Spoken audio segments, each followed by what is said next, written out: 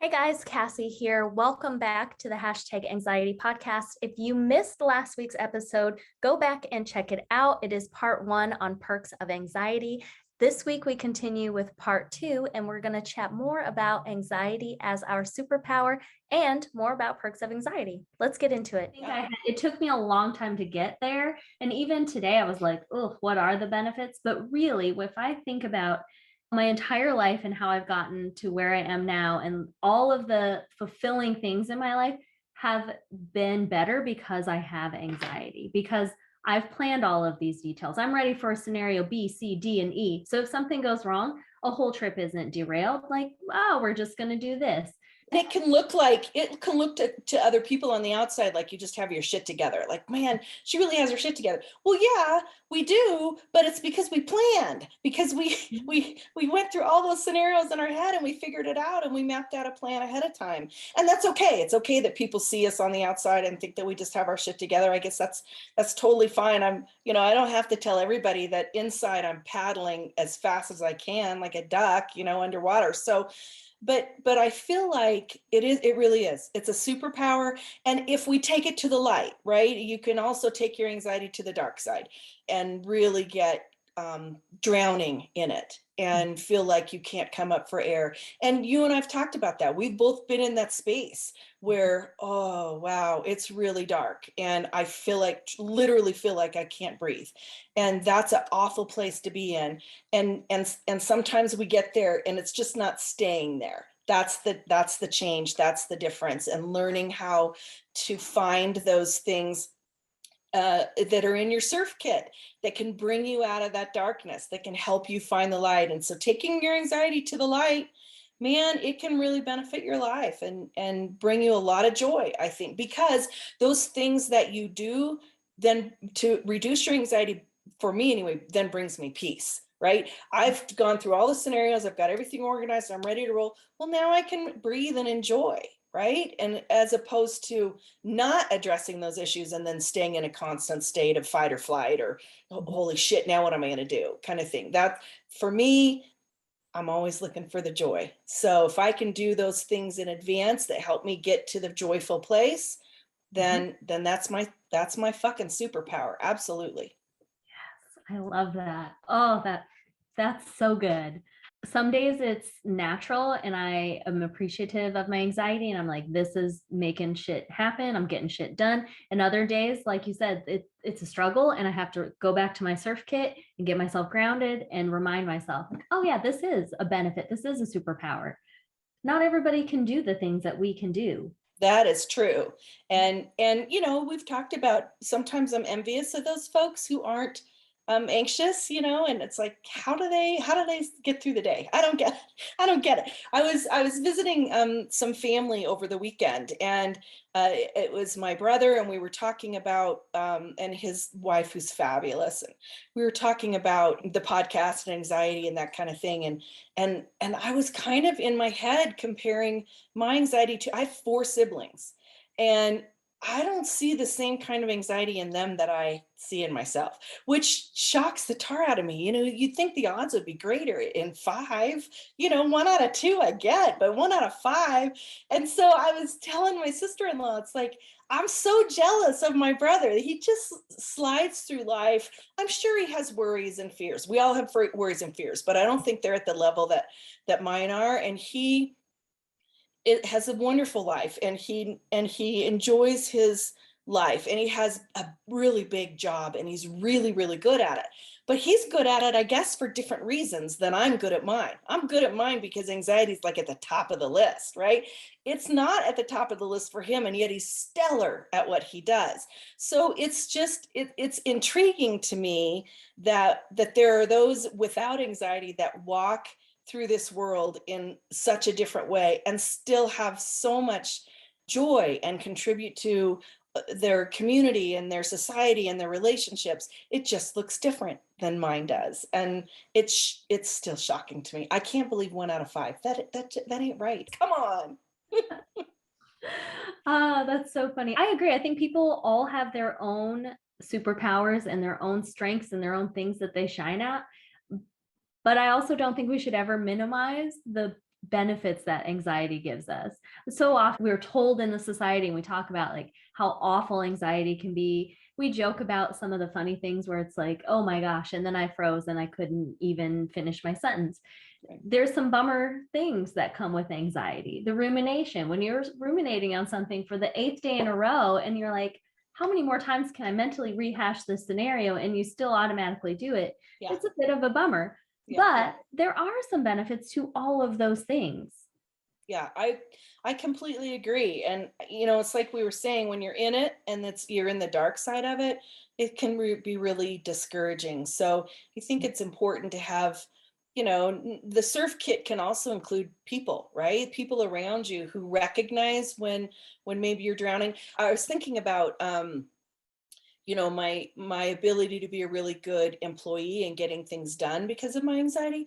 But I will totally be honest and say there have been times in my life when I was paralyzed at work by my anxiety. Like, I was so overwhelmed and my anxiety was at a 10, where I sat at my desk and didn't move.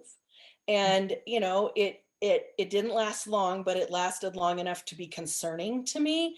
It's like, so I had to figure out ways for me to be able to bring myself out. I was in my office by myself. I had to use that surf kit at that point to be able to bring myself out, because it can be paralyzing to me anyway, where I am so spun that I sit still. And that's not a good space for me to be in. So then if you also have people around you who recognize that, who can look at you and go, yeah, I think maybe you're stuck, and what can I do to help you, or whatever, that I think that can be really key, because it's not all fun and games. You're exactly right. There are times when it's really challenging and difficult. It's just trying to not stay stuck in those periods and have them maybe be shorter and shorter as you get better and better at the coping skills. Mm-hmm. I have also experienced that. One thing that's helped me is I think they're called a steno notebook. So it's lined, and I draw a line down the middle, and like, these are all the things that absolutely have to get done, because my overwhelm and anxiety at work comes with, I like to get things done. So if there is something that needs to be done, I want to get it done yesterday, and I need to get it done perfectly, which I know is unattainable. I get it. Standard, but I go there. Yeah. So what I started doing was making the list of, these are the things that absolutely have got to get done today. And then on the other side, like, these are all the other things that need to get done. But if they don't get done today, it's okay. Like, they can get done tomorrow. And then I just am constantly moving the list over. So that takes some pressure off of me. And I learned that from a person who saw me in that state, was like, you might be overthinking this a little bit. Like, you'll get it all done. What a gift. Oh my gosh. What a gift in that moment for somebody to notice and saw you needed the help and made a really useful suggestion. Not just, are you okay? Which it can be, I appreciate that, but also, hey, how about this? Yeah. What a gift that was. I'm so glad that worked for you. I'm impressed. You do it by hand? I do, like, not on your computer. You write it by hand. My handwriting's so crappy. I'd be frustrated because I can't read half of it. So I'm gonna have to come up with a different process. Yeah, there are a few times where I'm like, I guess that's not important because I can't even read what it was. So moving on. Well, that's a good way to approach it. I love it. Anything else on your list of pros? So I have one more thing. I think that having anxiety makes me able to read a room really well. And I don't know if I have anxiety because I'm hypersensitive, or I'm hypersensitive because I have anxiety, but I can walk into a room and read a room really well. So I tell me more about that. Like, can you tell me what that would look like? Give me an example. I can give you a couple examples. So the first time that really happened to me, and I realized like this was a superpower and not everybody has this ability, was when I was younger.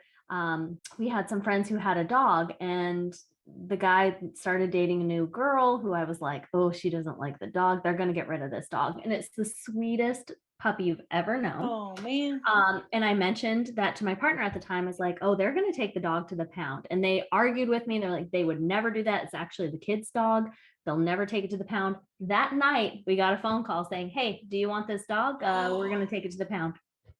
That dog quickly became my dog. That dog was my soulmate. It was my dog DOG, which I don't know if you ever remember. That dog, yes. Yeah, like I just sensed that was going to happen. And then another time I went with somebody to a party and I was like, oh, I'm pretty sure they just had a gigantic argument. Like there was some weird energy in the room, but they were acting really nice and really great. And turns out they totally had a huge argument before everybody showed up for the party. Like It's almost like empath skills you have, right? Where you can feel what other people are feeling and kind of know what's going on inside them. That's cool. Yeah, but I think it's really my anxiety of just being hyper You're honed vigilant and in. really observant of the situation. And a lot of that Yeah. is my anxiety of like, I don't know what's happening. I need to read the room. I need to be prepared for everything. And you just pick up on those things. I don't have that one, I don't think, but I really want it. Now I'm really jealous. Now I have anxiety, jealousy. I bet you do, and you don't know. Maybe. I think most people with anxiety are really observant and compassionate to like whatever is happening in a situation. That's why people, have you had where strangers on airplanes just want to tell you their life story? Yeah, that's true. Yeah. That's true. I feel like I have maybe some extra skills in compassion.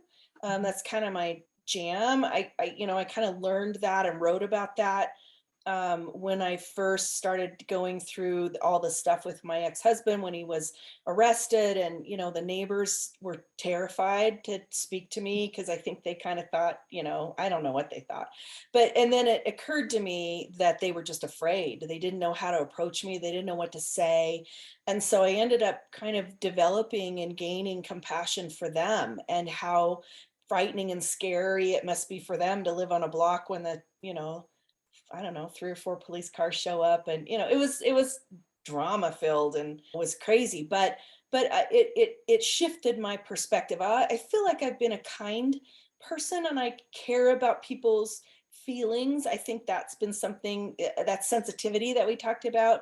I think that's been a constant in my life, but I don't know that I've always had the same perspective of compassion that I've had since that incident happened. And then all the things after. There was a lot of shit that went down, and there were a lot of people who could read me and could tell that I was upset and that I needed compassion, and then it like filled my soul, and I felt like I have had compassion to give back. So I feel like I can read a room in terms of people's hearts, but I'm not so sure I would know if they had a big fight. So I'm all about that drama. So I really want to hone those skills. Cassie, you and I'll have to have a Yeah. training session offline about how to do that.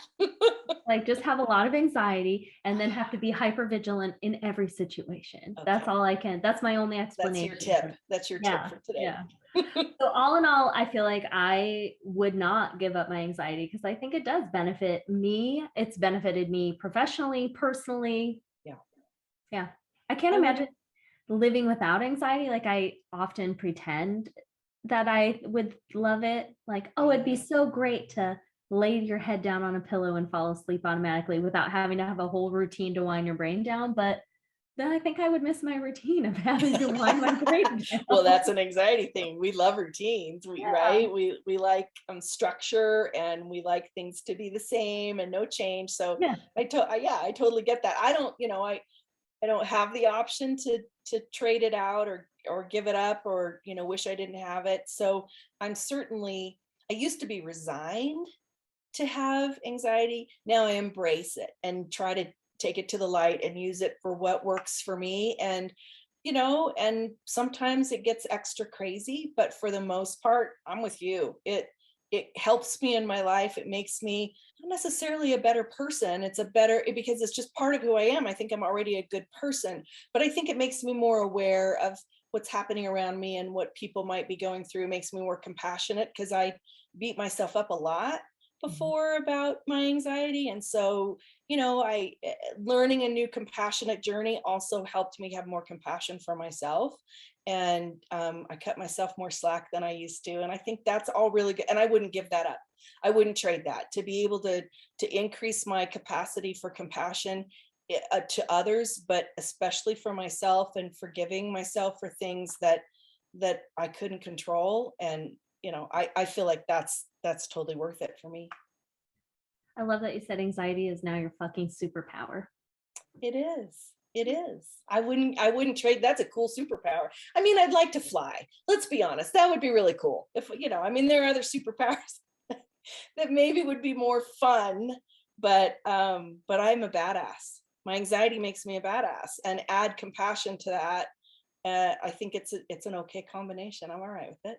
I think it's a great combination. Anybody listening, I would love to hear what the benefits of your anxiety are. If you agree with us, disagree with us, have different things to add, we'd love to hear from you. So you can connect with us on Instagram at #anxietypodcast, and make sure to share your anxiety of the week with us and tag us. Again, it's at #anxietypodcast. Thanks for talking to me, Cassie. It's always the best. Agreed. Bye, everybody.